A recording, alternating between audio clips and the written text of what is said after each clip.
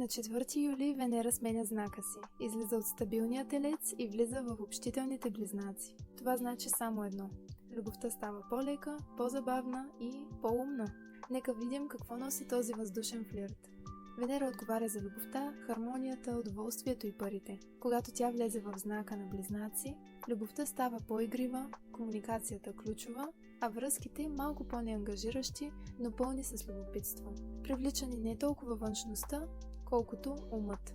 С други думи, ако не можеш да проведеш интересен разговор, няма как да има искри. Ще се усети лекота. Флиртове, закачки, нови запознанства, особено онлайн и повече социална активност.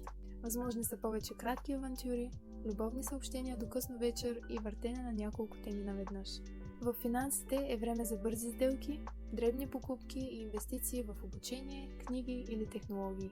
Не е най-доброто време за сериозни любовни разговори от типа на къде отива тази връзка. Венера в Близнаци не обича да бъде притискана и иска свобода. Избягвайте ревност, контрол или емоционален натиск. Това може да охлади нещата за секунди. Най-много ще се радват въздушните зодии – Близнаци, Везни и Водолей.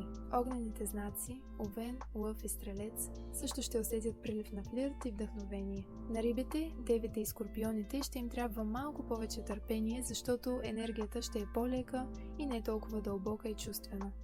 От 4 юли нататък флиртувайте с думите, съблазнявайте смисъл и се наслаждавайте на лекотата на лятото. Венера в Близнаци е като любовен чат, който никога не скучае. Ако видеото ви е било полезно, харесайте, споделете и оставете коментар за още такива видеа.